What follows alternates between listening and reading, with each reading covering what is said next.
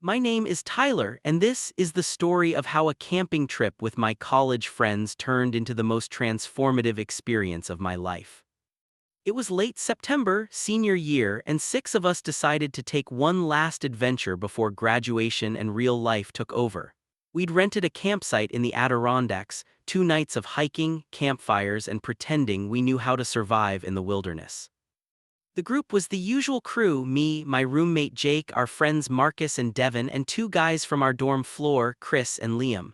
We'd all been friends since freshman year, the kind of tight-knit group that forms when you're thrown together in a college dorm and somehow click. I was the straight guy of the group. Jake, Marcus, and Devin were all openly gay. Chris and Liam were straight like me, or so I thought. It had never been an issue, we were just friends, hanging out, living our lives. Their sexuality was as relevant to our friendship as their favorite pizza toppings, interesting to know but not a defining factor. Or at least that's what I told myself. The drive up was chaotic: 6 guys crammed into 2 cars, arguing about music, stopping at every rest stop, buying way too much junk food. By the time we reached the campsite, it was late afternoon and we had to hustle to set up before dark. "Okay, so we have 3 tents," Jake announced, pulling them out of his trunk. "We need to pair up." "I call Marcus," Devin said immediately. They'd been best friends since freshman year. "Chris and I can share," Liam offered. Which left me and Jake. "Guess it's you and me, roomie," Jake said with a grin. "Just like home, except with more mosquitoes and fewer pizza deliveries." I laughed, but something in my stomach fluttered. Jake and I had lived together for 3 years, but we'd always had our own rooms. We'd never actually slept in the same space. Why did that thought make me nervous?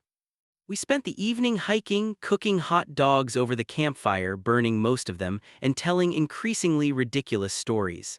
As darkness fell and the temperature dropped, we huddled around the fire, passing around a flask of whiskey Marcus had smuggled. "Truth or dare," Devin announced suddenly. "We're doing it, don't even argue." "What are we, 12?" I protested. "Tyler, you literally just made a fart joke 5 minutes ago. We're all 12, now spin the bottle." We played for an hour, the dares getting progressively more embarrassing.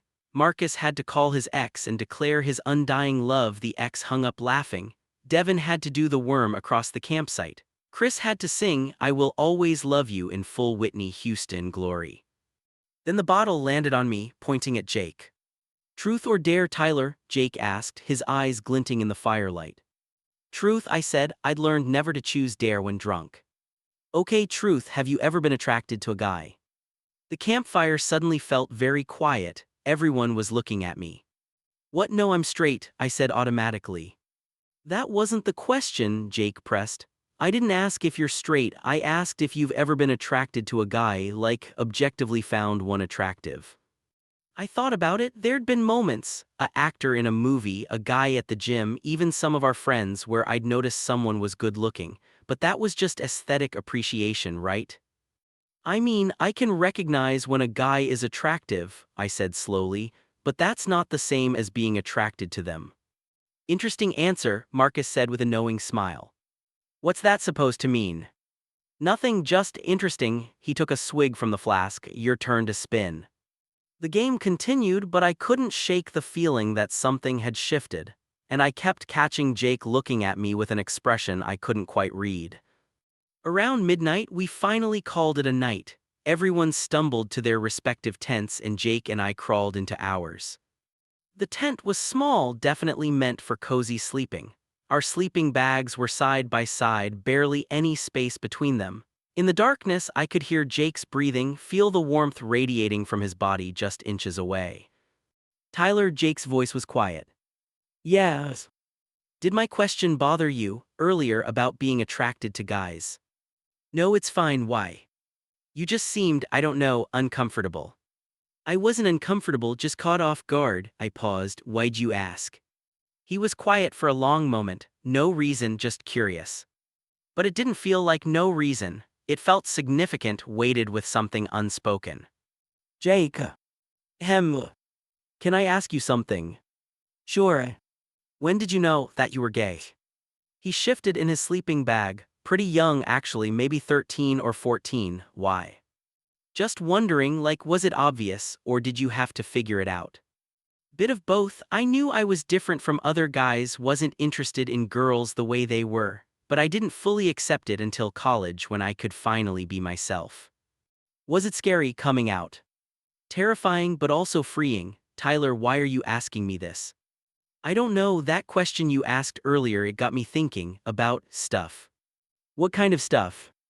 I didn't know how to answer. How could I explain that his question had opened something in my mind, a door I'd kept firmly closed for 22 years? How could I tell him that lying here in the dark, inches apart, felt significant in a way I couldn't articulate? Never mind, I said, we should sleep, long hike tomorrow.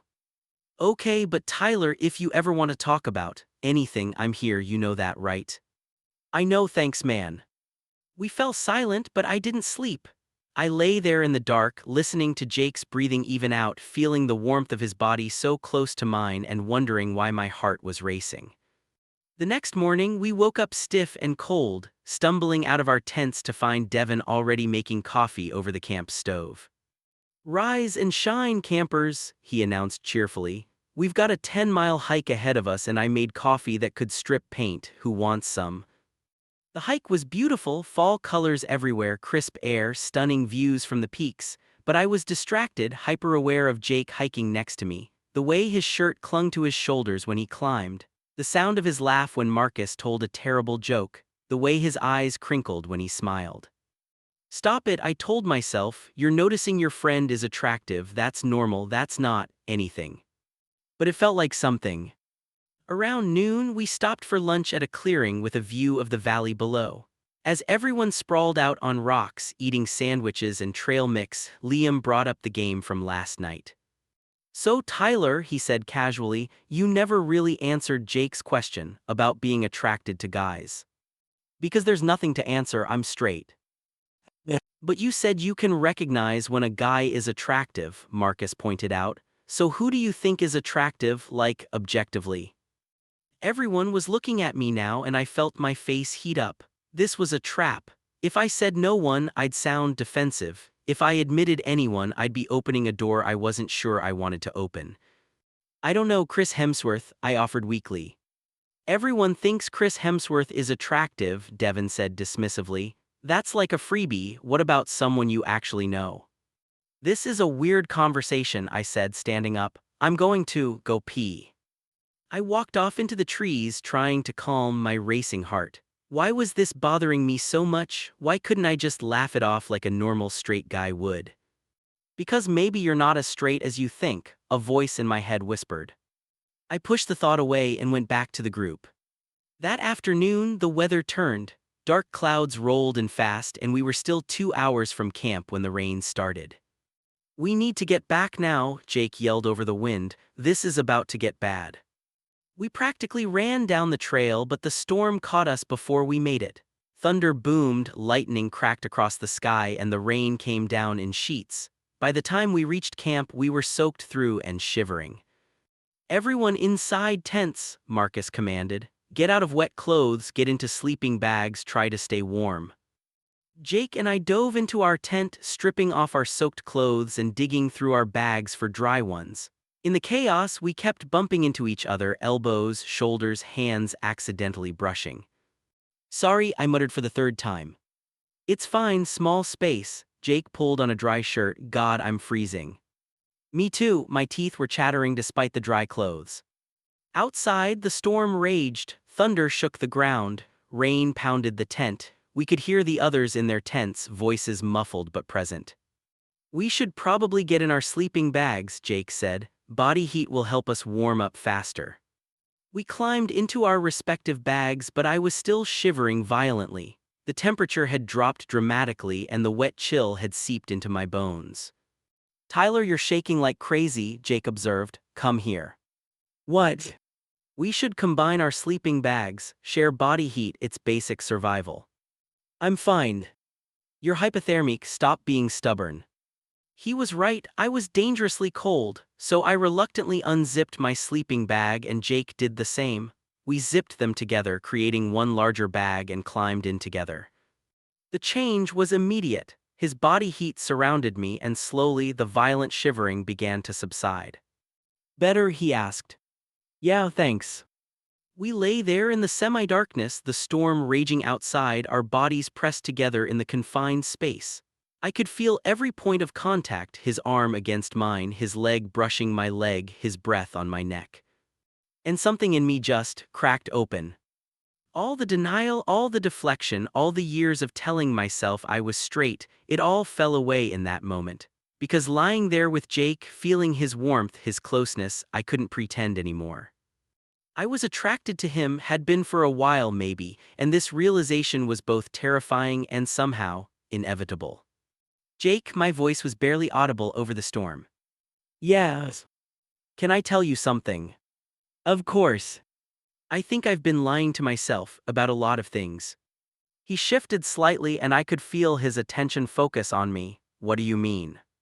That question you asked last night about being attracted to guys, I didn't answer honestly. Okay.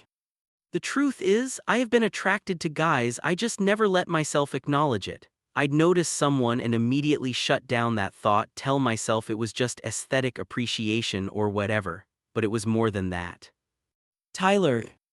Let me finish, please, because if I don't say this now, I might never say it. I took a shaky breath.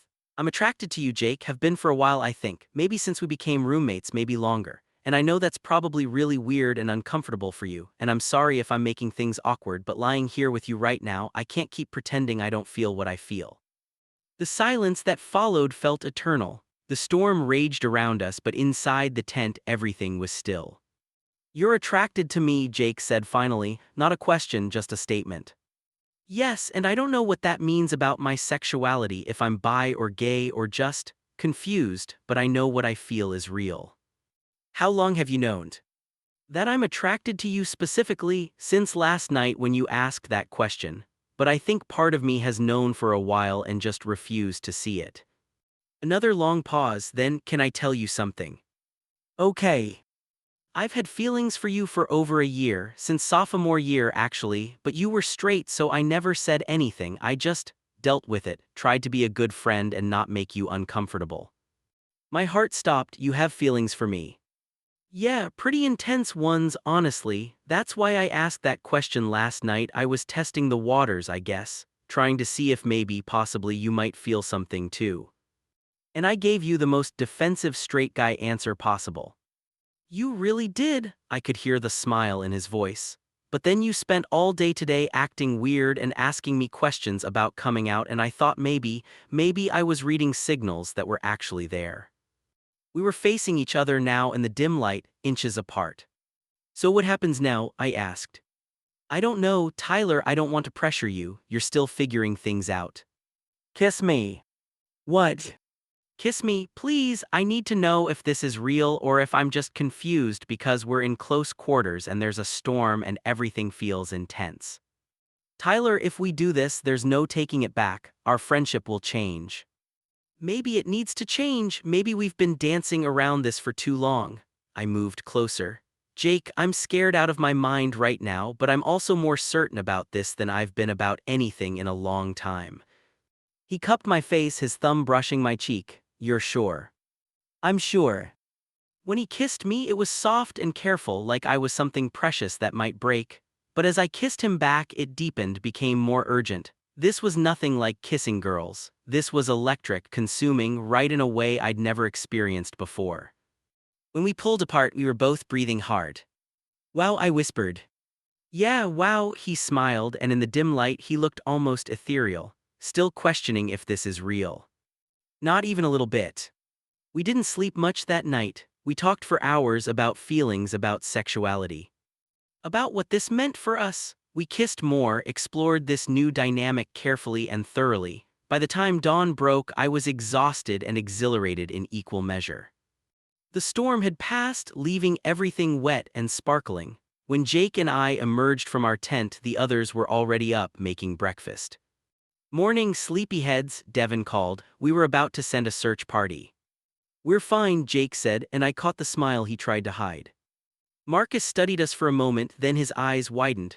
Oh my God. What? I asked too quickly. You too, something happened, you have that look. We don't have a look, I protested. You absolutely have a look, Tyler, you're glowing, and Jake, you're trying not to smile like an idiot, spill. Jake and I exchanged glances. We hadn't discussed how to handle this with our friends. I started, then looked at Jake for help. Tyler's not straight, Jake said simply, or he's figuring out that he's not straight, and we kissed a lot. Devin jumped up. I knew it, didn't I say there was tension? I've been saying this for months. You have not, Chris argued. Okay, I've been thinking it for months, same thing. Devin looked at me, his expression softening. Seriously though, Tyler, how are you doing? This is pretty big. I'm good, really good actually, confused about some things but good. And you too are, Liam made a vague gesture between me and Jake. We're figuring it out, Jake said, reaching over to take my hand, taking it one day at a time. The rest of the morning was filled with questions, jokes, and surprising amounts of support. Our friends were genuinely happy for us, which made the whole thing feel less scary. As we packed up camp preparing to head back to reality, Marcus pulled me aside. Hey Tyler. Yes. I know this is all really new and probably overwhelming, but I want you to know, you're not alone in this. A lot of people figure out their sexuality later than they thought, and you've got a great group of friends who will support you no matter what. Thanks, Marcus, that means a lot. Also, Jake's a good guy, like, really good, so if you're going to figure out your sexuality with anyone, he's a solid choice. I laughed. I'll keep that in mind. Back at college, Jake and I had to navigate our new reality. We kept things quiet at first, not hiding exactly but not advertising either. I needed time to process everything, to understand what this meant for my identity. I started researching, reading about bisexuality and pansexuality and the fluidity of sexual orientation. I joined a campus LGBTQ+ group, sitting in the back at first, just observing. I had long conversations with Jake about his coming out experience. There's no rush, he told me one night as we sat in our dorm room. You don't have to have everything figured out right now, you don't even have to label yourself if you don't want to.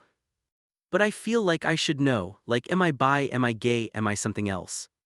Maybe you're just Tyler, who happens to be attracted to people regardless of gender. Does there have to be more to it than that?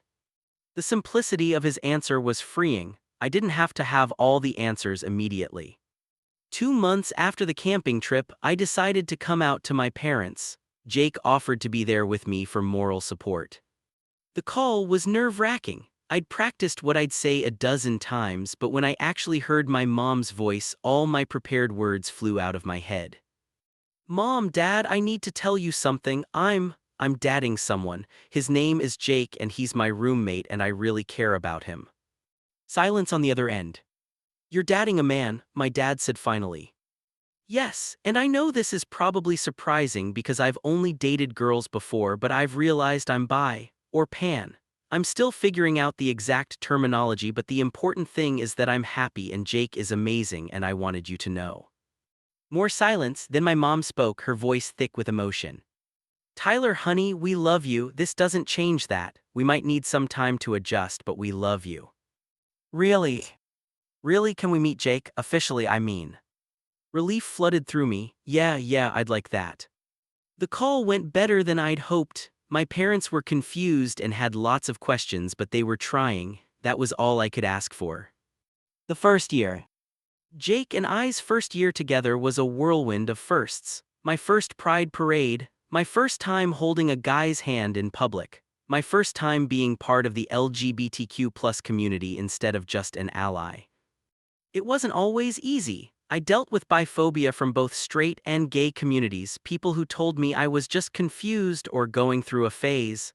I lost some friends who couldn't handle my new sexuality. I had moments of doubt where I questioned everything. But I also discovered a community I'd never known I was part of. I made new friends who understood the journey I was on. I found spaces where I could be completely myself, where dating Jake wasn't weird or wrong, just normal. And Jake was patient through all of it. When I had panic attacks about being perceived differently, when I struggled with internalized homophobia, when I couldn't handle being affectionate in public, he was there, supporting me, reminding me that I was on my own timeline. You came out when you were ready, I said to him one day. I feel like I'm figuring everything out on fast forward. Everyone's journey is different. You're doing great, Tyler. Am I? Because sometimes I feel like I'm failing at being queer, like I don't know the history or the culture or. Tyler, there's no right way to be queer. You're not failing at anything. You're just living your life and loving who you love. That's enough. Chapter 9, Graduation and Beyond. We graduated in May, both of us with job offers in Boston. We found an apartment together, not as roommates this time, but as boyfriends building a life together. At graduation, my parents met Jake officially. My mom hugged him and told him to take care of me. My dad, always awkward with emotions, shook his hand and said, "You make my son happy, that's all I care about." Our friends from the camping trip all moved to different cities, but we stayed in touch. Every year on the anniversary of that camping trip, we'd all video call and reminisce about the night that changed everything. "Remember when Tyler tried to insist he was straight?" Devin would tease. "Remember when Jake asked that question and Tyler got all defensive?" Marcus would add. "Best camping trip ever," Liam would conclude. And it was. That trip had cracked open something in me that I'd kept locked away for 22 years. It had given me the courage to question everything I thought I knew about myself. It had led me to Jake, to happiness, to a fuller, more authentic version of myself. 2 years later. 2 years after that camping trip, Jake proposed. We were on another camping trip, just the two of us this time, at the same campsite where everything had changed. "Remember when we slept in this tent and you had your gay awakening?" he teased as we set up. "I prefer to call it my spectacular revelation," I corrected. "Sounds more dramatic." That night as we sat by the campfire, Jake got down on one knee. "Tyler, 2 years ago in this place, you were brave enough to admit feelings you've been denying for years. You were brave enough to question everything about yourself and your identity. And you were brave enough to take a chance on us even though you were terrified. That bravery is what I love most about you, not that you're perfect, but that you're willing to grow and change and become who you're meant to be. Will you marry me?" I was crying before he finished. Yes, obviously yes. We got married the following summer, surrounded by friends and family. Devin officiated. He'd gotten ordained online specifically for our wedding.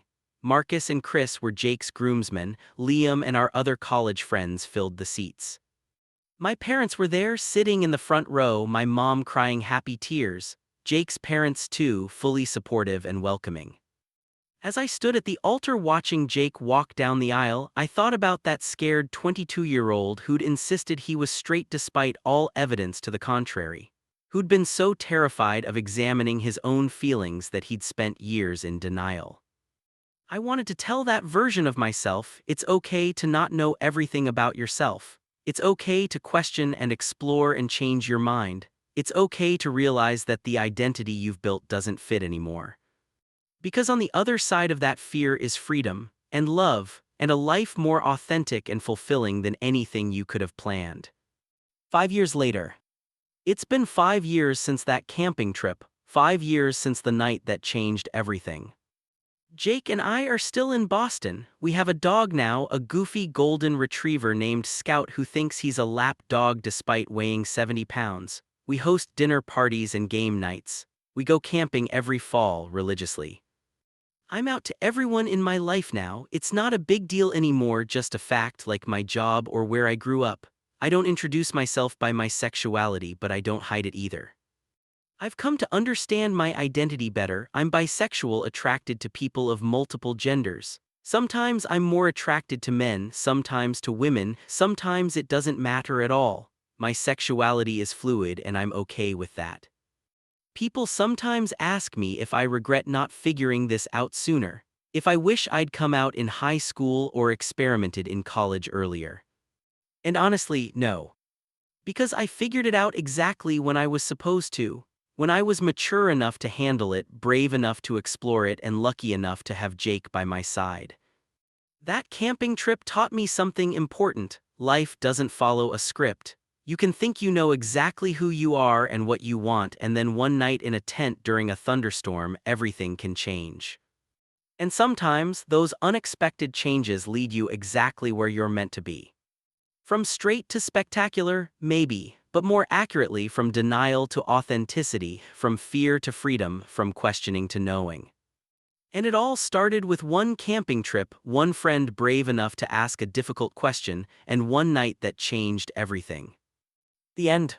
This story is about self-discovery, about the courage it takes to question everything you thought you knew, and about finding love in unexpected places. Your journey might be different, your timeline might be different, but remember, it's never too late to become who you really are.